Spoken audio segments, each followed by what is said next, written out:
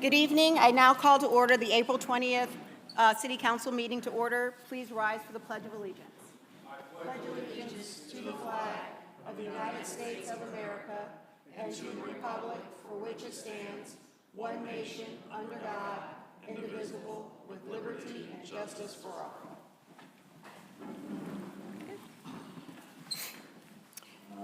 We have no announcements, proclamations, presentations, or council committee reports tonight. Moving on to department reports, Monica Helps, the director of the health department, has put together a health department report, and it is available online. On to item number 7, the consent agenda. Motion to approve. All right.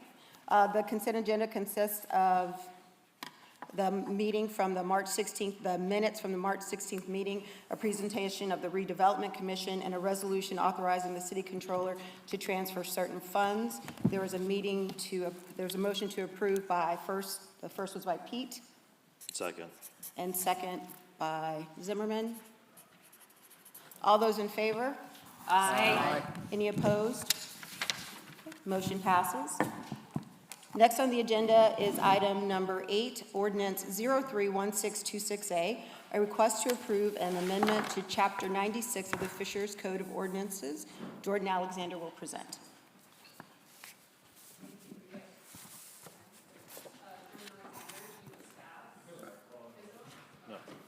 There, can you guys hear me now? Jordan Alexander, Chief of Staff. So I do not have many changes to note since our last meeting, but I did want to clarify a few items in this ordinance and then open it up for questions. So first and foremost, as many of you know, this ordinance amendment is a part of a broader effort by the city to really commit to providing exceptional youth sports experiences to our kids here in Fishers.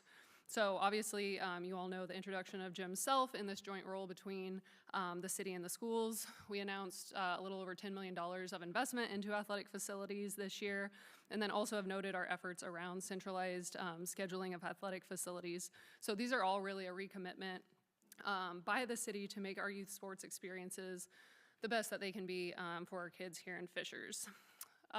In terms of the ordinance itself, and when it comes to Mudsock Youth Athletics specifically, I did just want to note that the amended ordinance still calls out Mudsock as the entity that provides youth sports on behalf of the city, and that language is not changing. So that was from the previous ordinance and will be in this amendment as well. But as the city's provider of rec sports, Mudsock and its leagues will be beneficiaries of these changes and this investment that we're making in youth sports. And then I also just wanted to note that the city and Jim, by extension, in his new role, will really continue to prioritize Mudsock in terms of getting field access. As I mentioned in our last council meeting, Mudsock leagues will all be assigned home bases. In many cases, they will have upgraded facilities, and then also will continue to receive these facilities at no charge. So just wanted to reiterate that from the previous meeting.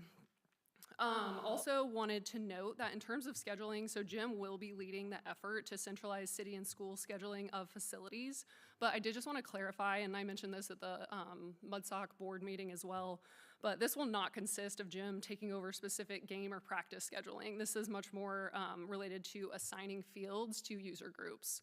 So I wanted to clarify that as well. But really the ultimate goal with centralizing field bookings and putting that responsibility in Jim's court is to really ensure that the schools and the city are optimizing the fields that we have. So there's really no intent here to be taking away field time from Mudsock leagues. We're just ensuring that fields aren't sitting empty, and again, that we're optimizing the fields that we actually have. And then finally, I did just want to reiterate, there was some comments that we are eliminating the nonprofit status requirement for partner organizations. That is not the case. Partner organizations will still be required to maintain that nonprofit status, and then also any partner organization that enters into a field use agreement with the city will have to maintain that 60% of Fishers kids as well. And I did just want to know, I know there was some comments on why that threshold was lowered from 75 to 60%. So and I've mentioned to some of the counselors, this was really to accommodate some of these emerging sports that don't necessarily have high percentages of Fishers residents participating. But we still have Fishers kids that are interested in those sports. I know, Tiffany, you mentioned cricket being one of those sports that would like to participate and also get to utilize Fishers fields as well. And then lastly, just before I open it up for questions, I did just want to note that by opening up our fields and facilities to some of these partner organizations and non-Mudsock leagues, the city, it is our intent to establish a youth sports fund to actually collect some of the fees from these organizations and actually reinvest back into youth sports in some of our facilities as well. So obviously that doesn't exist today since we rarely book outside groups. So just wanted to touch on that as well as a change that is upcoming as a part of this broader effort. But with that, I can answer any questions that anyone might have. Are there any questions from council?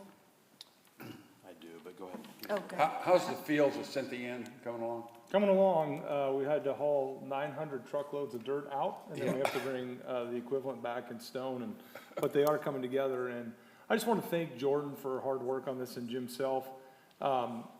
I think some of the email traffic going around over the weekend, and then now is kind of framing this as one or the other, and that's viewing this whole thing from a perspective of constraint, as if we're not going to be able to meet everyone's needs. And I genuinely believe that with the infrastructure investments that we're making, and with some strategic scheduling, I honestly think we can bring a lot of our kids home, and we can create an opportunity for our community to flourish when it comes to youth sports. And, you know, when people view this as from a position of scarcity, then it becomes, this is mine, or this is mine, versus the collective. How are we going to leverage our assets for the betterment of all of our kids?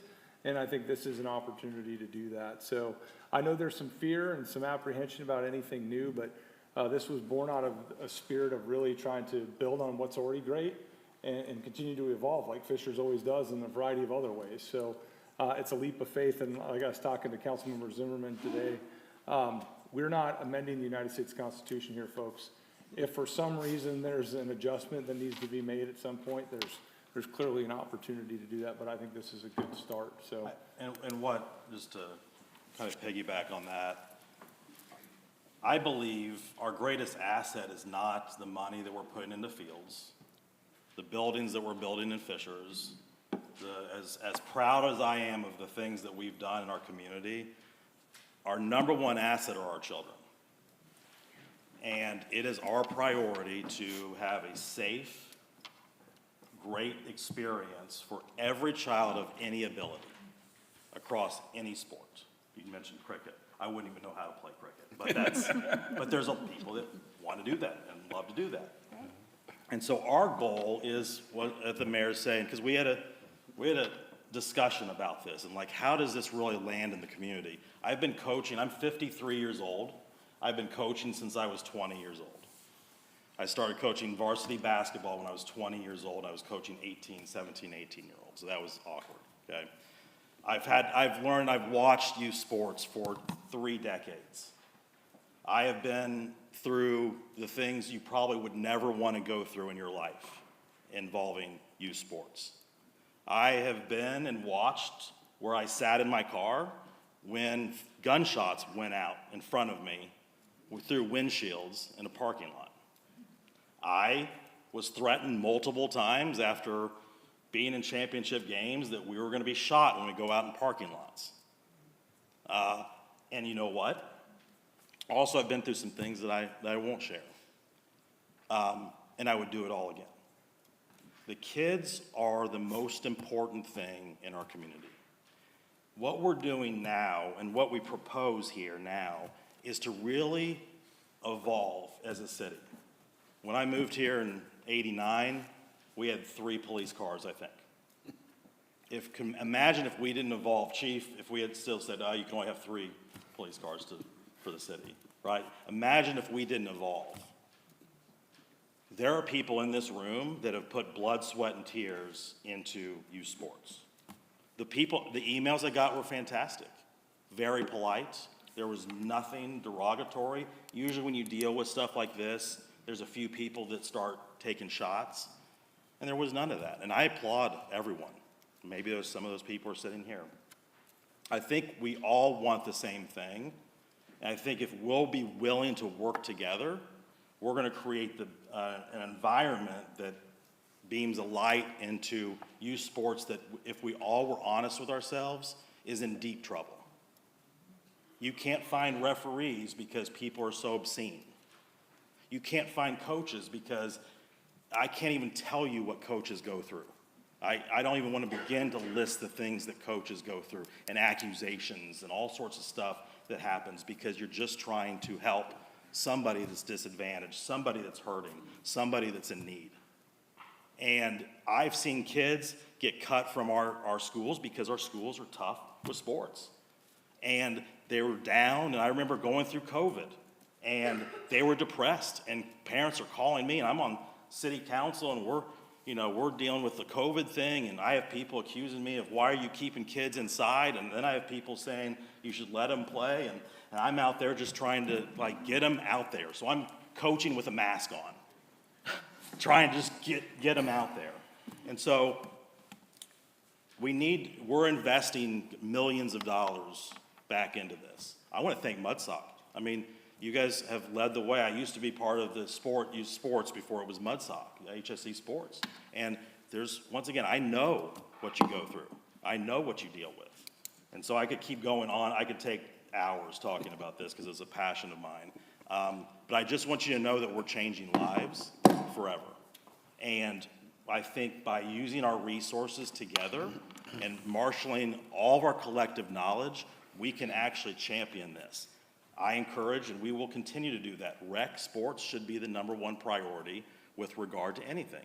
I'm involved in a lot of travel stuff now. I used to be involved in a lot of rec. I think rec sports, because it's every ability level, every kid having a chance to go out there and be part of something bigger than themselves. And then the travel comes along and all that stuff. We have facilities, though, I will tell you, we have schools. This is not a blame on anybody. This is a disconnect in communication over the course of years, where we have baseball fields at schools that are not tended to. They're infested with weeds. Those could be used as well, and that's what part of this process is all about. And I encourage my counselors, I know you're not out there a lot, but I encourage you, this is what's really going on. And so as we spend the money to do that, we're gonna be able to get more kids on there, more Fishers kids on there. I do have a question, and I'm gonna stop. Okay, I'm sorry, Jordan. I can go on. So when we say resident percentages, are we talking about Fishers geographically, or are we talking about HSE schools? Because that's two different things. Yeah, so for Mudsock participation, it includes HSE Okay. schools. For the partner organizations, we did have that confined to Fishers municipal boundaries, since those will be on Okay. city fields. And we are not gonna bump rec off of anything to have some travel team come on and get it. No. Yes. Reiterated, Mudsock will still be the priority, and, I mean, even Jim in his new role, he's reiterated, he's always had a great relationship with Mudsock and been a huge proponent for rec sports, and he intends to continue Yeah. that in his role. Jim, give him a chance, he's, foundational to the city, and he's gonna do a fantastic I'm job. confident, every child that wants to play a sport in Fishers will have the opportunity to play a sport Yeah. on one of our fields. And I think there'll be new sports and new Yeah, opportunities yeah. and new things. Yeah, for- Jake and I yeah. sat through a meeting with some folks who are interested in cricket, and they couldn't even get a field assigned because they were not being recognized. So Right. it'll be really great for our emerging sports, so that's definitely Yeah. a wonderful. It's a leap of faith by everyone, but I'm confident everyone has the same values aligned, and I think after 1 or 2 seasons of this, it'll just be the way that we operate, and rec kids are gonna be having a world-class experience. Travel kids, God forbid, are also gonna have an opportunity to practice on their own fields. We can have all of these opportunities, and if we have to invest additional dollars in some of these places, if this is a priority for our city, we'll do that. We've shown that in this last year, $10 million investment into these things, because to Todd's point, kids are important, and making sure they have safe, world-class facilities to do so is important. So, again, I think this is full of opportunity, not full of apprehension moving forward. And my last thing is, we can always come back here next year and go, hey, we missed the mark on a certain thing, let's adjust it. So, all right, that's all I got. Yeah, I have a question. So Special Olympics, their members are countywide. I can't tell you. I mean, Fishers, trust me, I'm tired of driving to Westfield. I'm tired of driving to Carmel, because Fishers typically has not allowed Special Olympics to use it. Now, like with softball, the Special Olympics softball doesn't start until July. They start practice like mid-July. So it's really kind of off calendar from what the recs are. But given the fact that Special Olympics, a lot of their members are outside of Fishers, would we still be able to provide them with a field occasionally, like Carmel and Westfield and Noblesville do? Yeah, this was something that was actually brought up in our Disability Awareness Month. So it's something that we passed along to Jim in his new role, because we do believe there would be an opportunity to find facilities. Jim's got a big job ahead of him, but I think he's gonna do a great job. I'll give you a case in point of how his role is already paying off. We recently had the opportunity to announce that the Big Ten Volleyball Championship is coming to Fishers, which is an incredible opportunity. 15 Division I teams will be here this fall, and the organizing committee sent an email asking, is there anyone that could coordinate court space for all the practices that would have to happen through that 5-day period? Well, that's a huge undertaking, and Jim right away said, sign me up, I'll take care of this. We would love to have each school adopt one of the teams. So imagine, you know, a junior high saying, well, we're the Purdue school, or we're the IU team, and writing letters to these young female athletes, because we want to land that tournament again if we can. So having them in that role really opens up a lot of doors for us to accomplish some pretty great things around youth athletics. Great. And I think the best part will be in a year from now when you get an email that says, thank you for bringing travel sports in, we're having more Yeah. time at the dinner table. Absolutely. So I think that would be a really Yeah, great the thing. win. There's nobody, you got something else? Tiffany, we have some questions. Oh, go ahead. Bill and I. Jordan, thank you for providing all the answers to questions that we were receiving today. Appreciate that. Also, what Selena said, I think also, I like that, you know, adaptive sports programs too, groups that are here that are looking for recreational space that in the past haven't been able to get that opportunity. I had a question on the field rental fee. It didn't really say what that fee is gonna be. It didn't see where just curious what. Yeah, so that, like some of our other fees, will actually be approved at Board of Public Works annually. So we will bring that fee schedule to Board of Public Works. But we are gonna try to actually marry that up with the school's fee schedule. So again, as we're centralizing facilities, that those are all aligned and there's no confusion when renting a field. The only difference, Councilwoman Coble, is when we collect a fee off of our fields, that money is going to a new dedicated fund that will go right back into youth sports. And some of those programs that Jim would be considering is like mental health support for athletes, or coaching clinics, funding coaching clinics that could be rec parents that are trying to, all the way up to high school coaches. So our dollars are gonna be repurposed back into youth athletics. I believe the schools, when they charge the fee, it'll just go to paying back to the general fund of the schools, which is fine. I understand they have some budget constraints there, but we're excited about being able to turn that money back into youth sports, because, you know, this is not a money grab for the city. You know, contrary to some of the comments out there, this isn't about us trying to go make as much money as we possibly can. This is about turning that money back into funding sources for furthering youth athletics. Thank you. Also like to say, thank you very much for the explanation. It was very educational. Thank you very much, Jordan. It really helped. Thank you.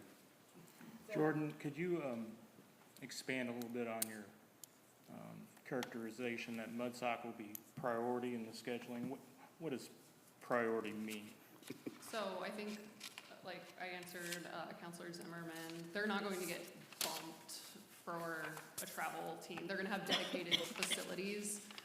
It's our goal that, I know some of the leagues currently kind of bounce around the city for practice and games. It's our goal that every league has dedicated facilities that they're practicing and having games at the same place, night in and night out. So that's the priority, essentially, that they will have these home bases that are assigned to them for each of their seasons. So a travel team can't come in and pay a fee and bump them. You're saying there's gonna be no bumping. Correct. Okay. Correct. And if there is a conflict that ever comes up, I mean, we've talked with Scott Spillman quite a bit, like Jim hopes to be working very closely with them, so if there is any compromise that we can work through, we can, but no, the intent is not to be bumping Mudstock. And who does the threshold of Fisher's residents going from 75% to 60%, who does that apply to? Does that apply to all the rec teams? Does that apply just the travel teams? So the 75 to 60, that's just these partner organizations. Give me a name. So, Indy Premier? Indy Premier would be one, yes. There's a handful of others that again have high participation of Fisher's kids. Like an Indy Premier, for instance, has 2,500 kids, so 60% is still a pretty significant number for them, but yeah, that is an example. And so we're lowering it for Indy Premier as an example, from 75 to 60. So as, Which means that as an example, like I mentioned, an example for lowering it would be for some of these like emerging sports. Again, 60 is the threshold just for simplicity, but the intent of lowering it from 75 to 60 was for some of these emerging sports. It's not going to be consistent, like it's not necessarily a one-size-fits-all. Soccer, for instance, has a lot more participation. I believe Indy Premier is actually closer to 70 or 75%, but the cricket example, for instance, would probably be closer to 60, or a lacrosse example. Yeah, and I appreciate that. You can come at that from the other direction, from the bottom up too. Right. My fear is that, you know, first of all, it used to be 100% had to be from Fishers. When my kids were playing, it used to have to be 100%. Now, suddenly I find out it's 75, and we're gonna lower it to 60. I mean, what's invariably gonna happen on some of these travel teams is somebody's gonna get cut from Fishers to make room for someone else that isn't paying taxes here. And I philosophically have a problem with that. So I think if you want to get at the other emerging sports, you just come at it from another angle and have a lower threshold for those specific sports. Sure. And not at the top, because Yeah. I think it's going to be I just think it's going to be a nightmare. I think, And I was just gonna say, just to clarify, the partner organizations would have a fee and a payment associated with their agreement with the city. Those, like Mudstock organizations with 100%, obviously they would still receive Fair for enough. free. Fair Yeah, enough. Just to clarify. So rec first, and then they would be second. I understand. I understand. You're not going to get me there. yeah. I know you're trying to get me there. You're not going Yeah. to get me there because Well, I'm and Bill, philosophically Yeah. don't agree with, you know, non-residents using our fields for travel programs when Fisher's kids are going to get cut from them. Yeah, well, I think what we're attempting to do is create opportunities, because right now what we're doing is we're assigning a value to kids that don't play travel to say their parents as taxpayers can use the fields. But if a kid plays travel sports, they're not having the opportunity to use those fields. And I think what we're trying to do here is create an opportunity where as many possible kids as we can use these fields. That's what we're really after. And I appreciate your point, and I respect your decision on this, but do understand that the intent here is to try to get as many kids home playing on the fields that their families are funding here in the city as possible. And you do that by raising the threshold, not lowering the threshold. Are there any other There's no other questions? comments, I'm gonna make a motion to approve. Okay, I have a motion by Pete and a second by Selena. All in favor, say aye. Aye. All opposed, say nay. Nay. Okay, motion passes. Thank you. Next on the agenda is item 9, ordinance 042026, a request to approve amendments to Chapter 50 and Chapter 72 of the Fishers Code of Ordinances. Lindsay Bennett to present. Good evening, Council. Lindsay Bennett, Corporation Counsel. This is just a simple amendment to Chapter 50, our garbage trash ordinance, and the Chapter 72 parking ordinance to allow code enforcement to actually write citations. We have found that they are out and about quite a bit now, and they're doing inspections and responding to complaints, and they're seeing other violations that they could be issuing citations on or looking for corrective action. And so this ordinance simply gives them the ability to actually issue those citations. Are there any questions? I'll give it a first reading. Fantastic, thank you. We'll see you next month for second reading. Next on the agenda, is item 10, ordinance 042026A, request to approve amendments to chapter 71 and 73 of the Fishers Code of Ordinances. And we have the Police Department here. Hello, Luke Gannon, Assistant Chief of Police. As stated, this is a revamp of Chapter 73, primarily operation of motor vehicles, bicycles, and motorized devices on multi-use trails, sidewalks, and roadways. For the public's health and safety, it is essential to establish clear guidelines for bicycles, e-motos, and e-scooters. As these devices become more advanced and widely used, updating our ordinances ensures safer, more consistent use across trails, sidewalks, and roadways. An example that occurred to me as we were writing this is that the previous ordinance, when it was established, the nickel plate trail and the Geist Greenway did not exist. So going through this, in addition, the e-motos, the dirt bikes, did not exist either under the old ordinance. So just going through briefly the proposed changes, definitions including the e-bicycles, class 1, 2, and 3, the e-motos, e-dirt bikes, which if you're not familiar with those, are higher speed, capable of 40 to 70 miles per hour in some cases. They're currently being ridden on sidewalks and multi-use paths in the city, which is a danger. Defining the Geist Greenway and multi-use trails. So getting into the actual enforcement portion of the ordinance, you can see the chart here above me, is the ins and outs of where they can and cannot be ridden. There's a legal path to operate any of these devices. That was important to us to make sure that they could be ridden somewhere in the city, but that doesn't mean that they can be ridden everywhere. So the chart is a succinct way of demonstrating that.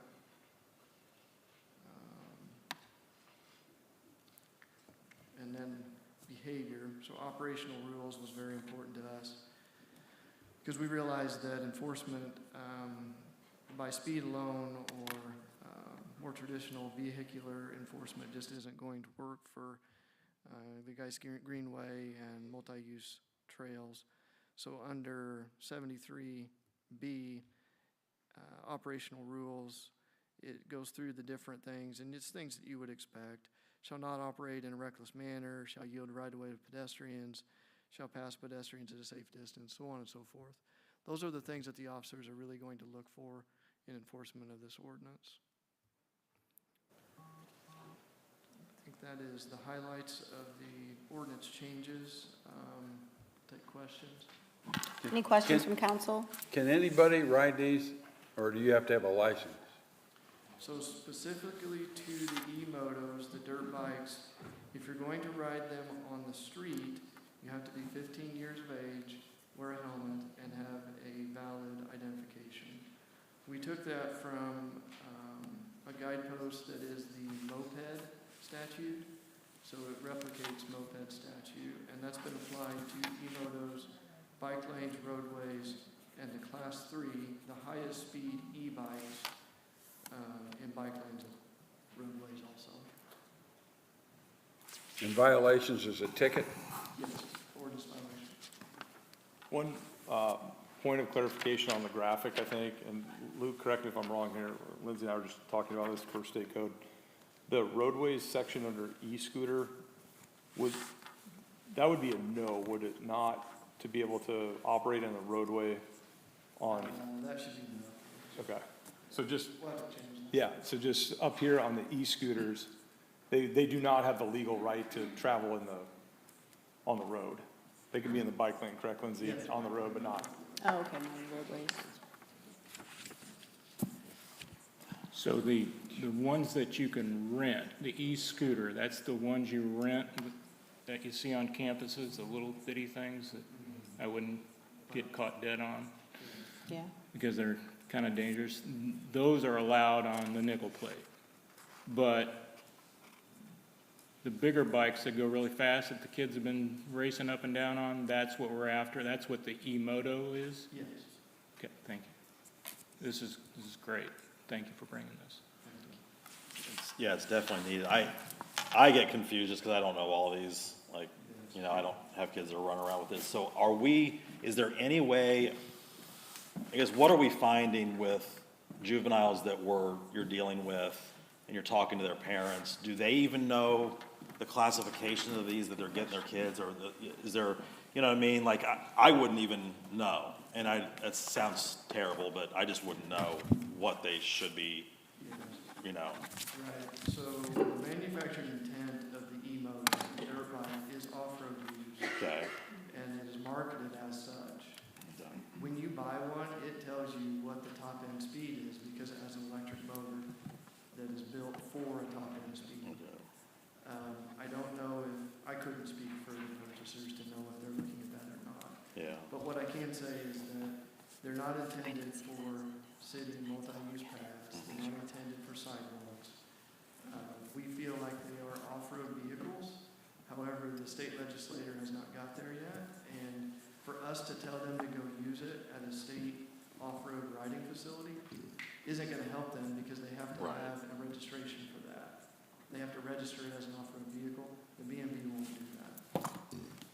I wonder if there's something with this, if we pass this right now, that maybe communicate with the schools, maybe the So schools this can is help just communicate that out. I was just gonna say, dovetailing into the ordinance is a whole communications plan, because I actually think, believe it or not, policemen and women did not get into the job to go try to, they Right. don't wanna go chase down 7-year-olds on Right. motorcycles. Right. If they have to, they will. Yeah. But, our goal here is to educate the public as to. Send Pete after them. Yeah, send Pete after him. We really want to do a public ad campaign and really get out there and communicate to Yeah. parents and everyone that these things are, you know, there are dangers associated with them, and we are very worried that some kid's gonna get really hurt Well, on these. 116th Street, I was driving home the other day, and there are 3 going down the sidewalk right up, like one, the tire looked like it was gonna hit the lip of the sidewalk and fall right in front of me. I mean, I would never be able to, I wouldn't mentally be able to survive running over a kid, you know, that falls in the way of that, and so it's extremely dangerous. We've got I concerns don't there, think and parents then know. obviously, we also have concerns about those kids going 20 miles an hour down the Nickel Plate Trail, and maybe Yeah. someone has their toddler out, they're Right. walking, and, or a stroller, and they hit that. Right. So, I honestly think our goal is to curtail this through public education, more so than high-speed pursuits between Luke and some Yeah. 9-year-old on a scooter. Get little chips, you can go around. I'll give it a first reading. Thank you. And my concern is around a lot of the walkers. Those have been the people reached out to me when they see the kids coming at them like 3 or 4 abreast. And then you've got people got to dump out of the walking trails because the kids don't know the rules of the road. So I'm really concerned about somebody possibly getting maimed. So, but thank you so much. And we'll see you next month for second reading. All right. Next on the agenda is item number 11, ordinance number 031626B, consideration of a text amendment to Chapter 12, Chapter 2, and Chapter 11 of the Unified Development Ordinance. Hello, Ross. Good evening. Thank you. For the record, Ross Heatherly, Community and Economic Development. Before you is ordinance 031626B. This is a UDO update that brings attention and efforts to our non-conforming design standards across the city. So what this entails is those first 6 applications, if someone was to apply for a commercial building permit, change of use permit, an improvement location permit, a subdivision improvement permit, or a variance or special exception, they would be required to bring mechanical utility equipment, trash receptacles, exterior lighting, landscaping, and wall and face standards into compliance. We've seen this over the past couple years, the best way to do this, and so this is what we brought forward. This received a 6-0 Plan Commission recommendation at the April 1st Plan Commission meeting. Happy to answer any questions. Any questions from council? Motion to approve. I have a motion by Pete and a second by Todd. All in favor, say aye. Aye. Any opposed, say nay. Motion passes. Next on the agenda is item number 12, ordinance 031626C, consideration of a text amendment to Chapter 5, Chapter 6, and Chapter 12 of the Unified Development Ordinance. Yes, Ross Hillary, Community Economic Development, for the record. This is ordinance number 031626C. We expect this to bring forward to you a biannual UDO update. This is our first pass of that this year. So as mentioned, we had updates to Chapter 3, Chapter 5, Chapter 6, and Chapter 12. I'm happy to answer any questions on those. This received a 6-0 recommendation from Plan Commission on April 1st. Any questions from council? Motion to approve. Motion by Pete and a Second. second by Cecilia.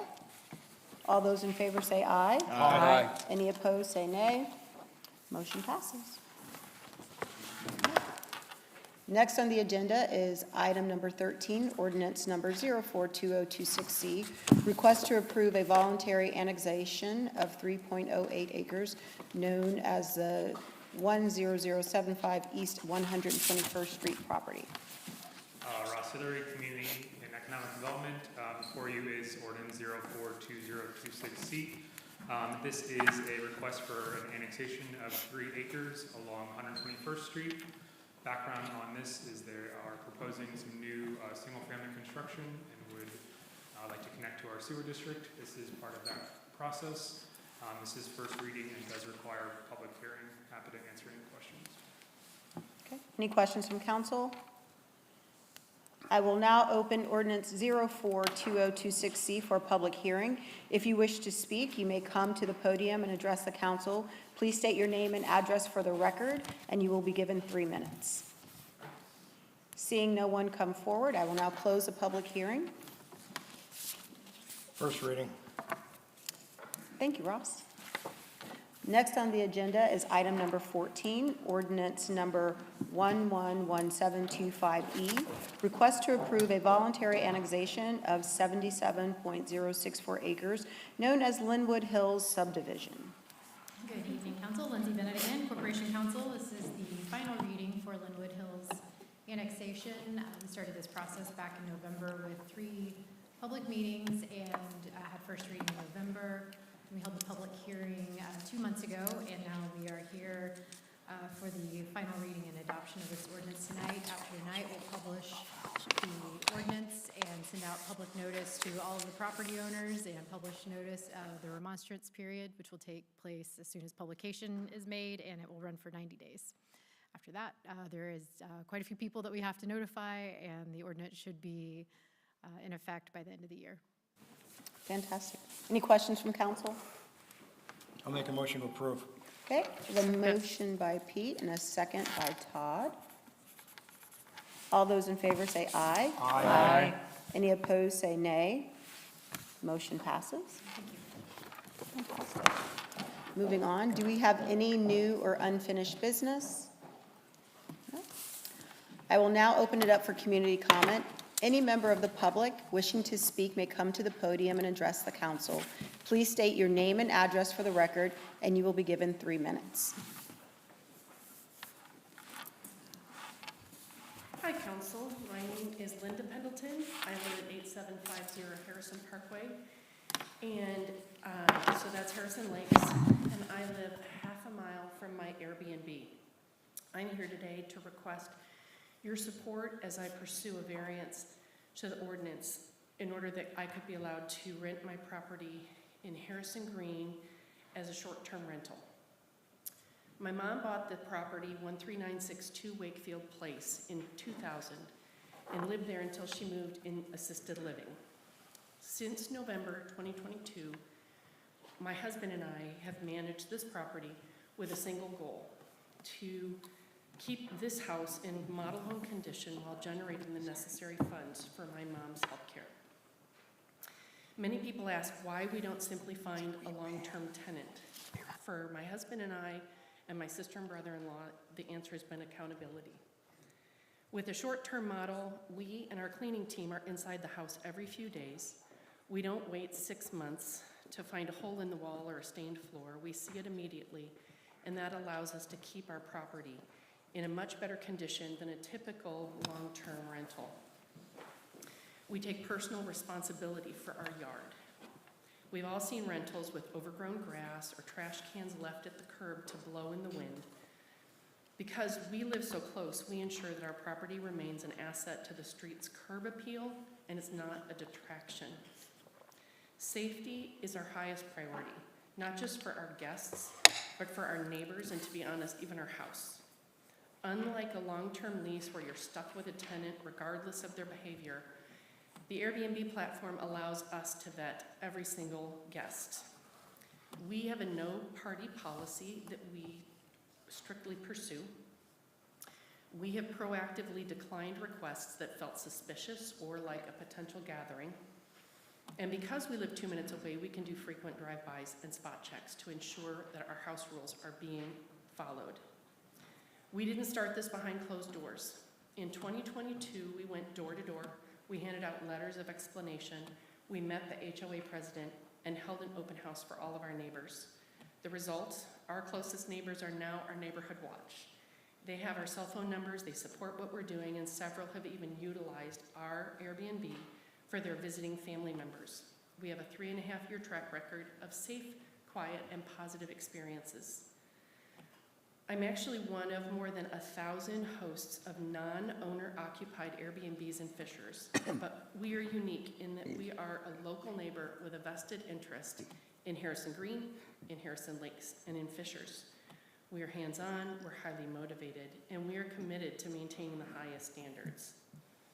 I would request your support as we pursue a variance and perhaps even open a bigger conversation in the city for short-term rentals. Thank you so much. Scott, correct me if I'm wrong, we have an ordinance against this, correct? So this would go before It the would go before the BZA which is a for, quasi-judicial body, which we are prohibited from lobbying on that behalf. correct? Yeah, I appreciate. Yeah, I wanted to make sure you guys understood that. I did, and Yeah, for us to give a recommendation against the city ordinance and go talk to the BZA, that's a big no-no. I understand. Yep. And So I just wanted to make sure you understood. I did, I Yep. do. We have an appointment on Wednesday, and as we move forward with, I get it. I see the long-term rentals. I don't want bad guests I get it. And so, but we just would appreciate the opportunity to continue to discuss the options. Okay, absolutely. Staff looks forward to chatting with you, and they'll guide you through that process with the BZA. Thank you. Yep. Thank you, Mr. Pennington. Is there anybody else who'd like to? Is there anybody else who'd like to come forward?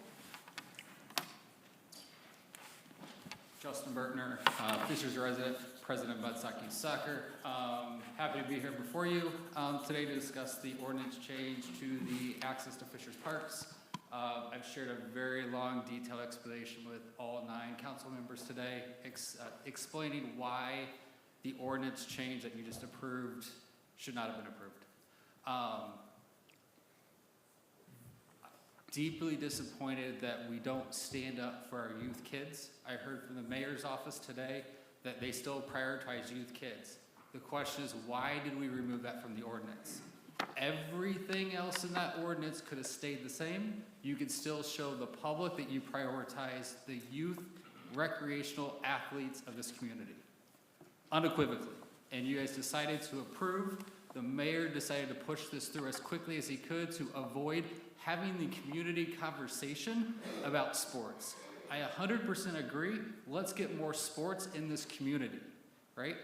But that doesn't mean that we have to punish the lowest level players because we don't have the funds to lobby the mayor's office, to lobby the city to get exactly what we want. When the mayor's office talks about 5 weeks ago, the excuse for needing the ordinance change was, I quote, Mudsock controls access to the parks. 5 weeks later, that's a different story. The ordinance change is that we can get more kids playing sports in the Fishers community. That's a drastic change from 5 weeks ago. My problem is not opening the community up to other sports organizations and people to come in. My problem is it's done behind closed doors. The community is not involved to ask questions of what does the community want. The mayor's office gets up and says, we will give Mudsock a field. The question is, are they gonna have the same infrastructure as where they're at today? We heard today that the question was asked, will Mudsock be bumped in favor of travel programs? The answer was no, and then it was quickly changed to, we don't intend to bump Mudsock athletics because of travel sports. That's a big difference. No to an intent is a big difference, okay? I also heard the comment that we won't change, that Mudsock will still have access to the parks and that they won't be bumped from where they are. Come this fall, I really hope that Mudsock Youth Soccer is able to be at its home at Cynthia Park again, where they have been for countless years. I hope that in the spring, lacrosse and rugby are able to be at Cynthia Park again, where they have been for countless years. If we're not going to bump Mudsock soccer, I would ask for the mayor to publicly state that we will still have a home in the fall for Mudsock soccer at Cynthia and for lacrosse and rugby. That's an easy ask, right? We don't have fears on other programs in the community to play. We have fears of our kids being pushed to fields that don't have the infrastructure that our parents deserve to have as taxpayers in this community. Thank you so much. Thank you. Appreciate it. Is there anybody else?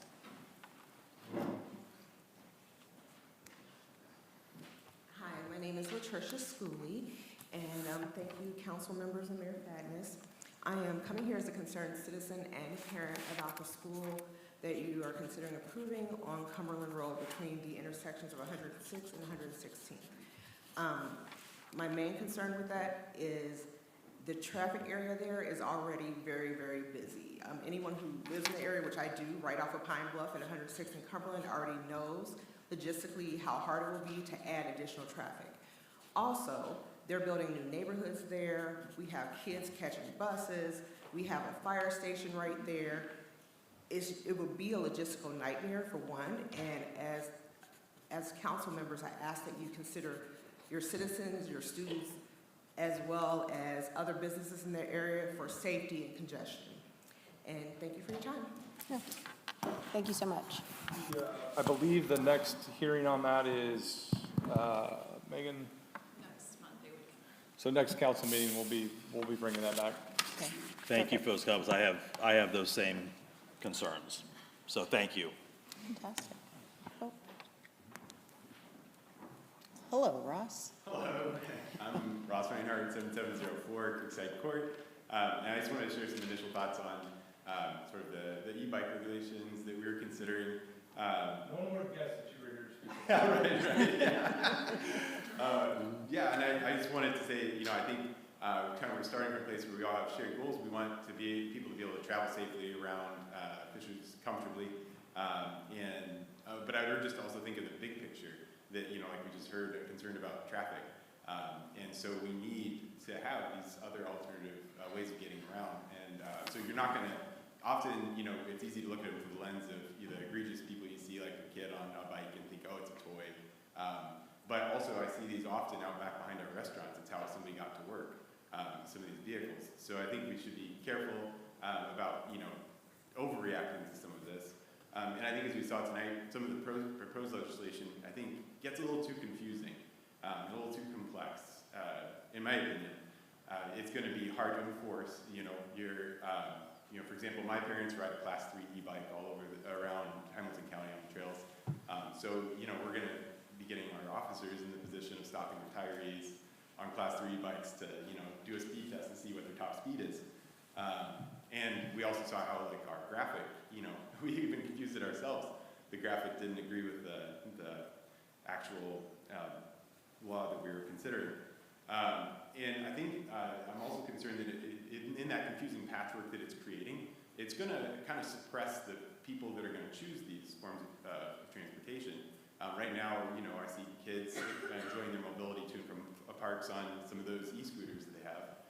Well, if this passes, our neighborhood roads, which form kind of the background of how they can get around, are now no longer going to be places they can ride. They're going to be forced on the sidewalk, where you're now a foot away from somebody on the sidewalk riding your e-scooter. And so that's not going to be comfortable. It's going to force them in a position where they're going to have to do something that's going to break the regulation, or just not go at all, because it's a confusing patchwork of where can I ride, where can I not. So I would propose that we think about it more from the perspective, as was mentioned when it was being presented, of behavior. So, you know, we're talking about, we don't want people speeding around. So let's look at something like assisted bikes. You know, if something has an assist of some sort, have a top speed of 20 miles an hour or something. You know, an unassisted can remain unrestricted because you don't have a way to know how fast you're going anyway, generally. And, you know, right in there, they should have due regard for pedestrians, you know, because we were talking about being concerned about how they're treating pedestrians on the trail. So I think we can address it through the behavior better, and it's going to be a lot easier for our officers to enforce that because they can clearly see if it's assisted, unassisted, and address those behaviors instead of policing individual types. Are you gonna plug your bike ride? What's that? Are you gonna plug your bike ride? Oh yeah, and come join us next Sunday, 2 p.m. We're doing a celebration ride for a nice 6th Street bridge that opened. Started right out here in Markham City Hall, so everybody's invited. Well, and I appreciate your comments. I think one thing that you'll find, and you know this with our police, like they do an amazing job of, especially with these new emerging risks or whatever, right? Whatever we want to call it, technologies of education. That's what we're talking about with the schools. Like they don't want to go out and arrest. That's not what, you know, they want to educate, and I think with that, then we'll find those gaps of, hey, we got, you know, these people that are responsible with it, maybe there's an adjustment down the road that looks, you know what I'm saying? So that, I think your points are well taken, but also be reassured that they're not, you know, chasing after people necessarily all the time. It's more about education and, yeah. Yep. Thank you. Sarah. Hi. Good evening. Thank you for allowing me to speak. My name is Krista Howard, and I live at 10654 Pine Bluff Drive in Pine Bluff Overlook subdivision. And I'm here to talk about the proposal, as my neighbor did as well, the school that's being proposed at 10601 Cumberland. I understand that we're not talking about that here today specifically, but I did want to make some of my concerns heard. Not only did Latricia mention the traffic being an issue with the roundabout there, the additional subdivision that's being built, the traffic that would be coming in with that school would just exacerbate that problem. It is already difficult enough for us to get in and out of our neighborhoods in the morning and the evening with traffic. With adding a school, it's just going to be unimaginable. I'm also concerned that you would please consider adding the idea of adding a charter school and how much money it would take away from the school district, from Hamilton Southeastern School District, as we've seen in a lot of different places that have added or allowed charter schools to come into their neighborhoods. It detracts money from the current or the existing school district. In addition to that, there is a lift station at that corner that seems to have a difficult time with controlling the smell that emits from that lift station. And I don't know how things work, but adding more traffic, people, cars, can't make that job any more easy than it already is. So I would ask that you would consider these things when you're considering that proposal. Thank you.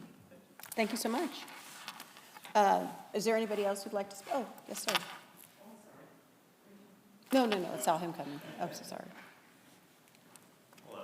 Hi. Chris Gerald, 14466 Harrison Parkway. Mudsocky soccer volunteer. I just want to first echo Justin Bertner's comments. And I also, as a 10-year volunteer, I want to kind of take exception with, I think, how Mudsock's been painted here with asking some of these questions. I think there's some comments that have been made here that have tried to paint Justin and our organization in a light where it's an us versus them type of thing, and it is not. Justin specifically has spent an ungodly amount of time working with organizations like Indy Premier to host their tournament at Cynthia Park, Halloween Classic field setup, partnering with them on many different things. This is not an us versus them thing. This is not a, hey, Cynthian Park is our park, Cumberland Park is our park thing, okay? That is not the case. So I just want people to know that because I think it's an unfair characterization. I also think it's absurd to suggest that travel soccer, Fishers kids who play travel soccer are shut out of Fishers facilities. That is not true. And no one should think that, okay? I also would say that, you know, one of the things we're very concerned about is the infrastructure of these parks. And we serve 1,800 kids a season. That's a lot of families. We need public restrooms, we need safe parking, we need large facilities, okay, to operate the way we should, okay? And if we're broken up into other places, that is gonna be a problem for families in this community, okay? And I'll leave you with this. The last thing I'd like you to consider is, and to ask is, has there been lobbying going on by these partner organizations to get access to specific fields? And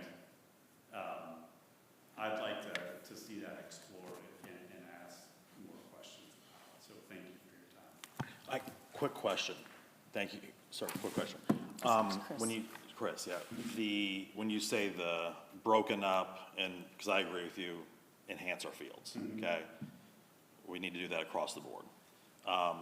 When you say broken up, explain that just so I understand, 'cause I'm taking notes. Our home bases have been Cumberland Road Park and okay. Cynthian Park, primarily because those places are big enough to be a home base for us. Okay. Okay. And that is critical in how we operate. Just real quick, real quick. Oh, that's I'm sorry. Okay. That's, All right. Thank you so All right, much thank for, you. thank you, Thank Chris. you. I appreciate that. Is there anybody else who'd like to come forward and speak during the public comments? Hi. My name is Matt Gabriel, I live at 9610 Concord Court in the Pine Bluff Overlook neighborhood. I just want to echo my neighbor's concerns with the charter school proposal for 106 in Cumberland. My concern is a safety issue and traffic backup during Cumberland Road during pickup and drop-off times. With the proposed 170 students there, if each family averages 2 students, that's 85 additional cars going through there at those times. If you look at the lot size there, it's not very big too, so to expand the school and accommodate all those cars, I don't see how that's possible. My concern is with traffic backing up on Cumberland Road and impeding the fire department's ability to respond to calls, causing delays in responding to emergencies. We had a fire in our neighborhood today around 3 o'clock, and so it's right when pickup time will be. And so that's my concern, that's why I'm against that school going there. Thank you so much for sharing. Thank you. Thank you. Tiffany or Council President Detlefsen, I do want to share that by the next meeting, we will have a memo from our traffic consultant engineering team because there are concerns, there's serious concerns about traffic that I think a lot of council members have shared with us, and we're doing a deep dive on that right now, and we'll have more information by the next council meeting. Fantastic. Is there anybody else who'd like to come forward and speak? All right. Any comments submitted by residents have been received and distributed among the council, those that were submitted on the email. Those comments will be placed on the record of this month's meeting as if the members presented those comments during the community comment section. Do I have a motion to adjourn? By Pete, second by Selena. We are adjourned. Thank you.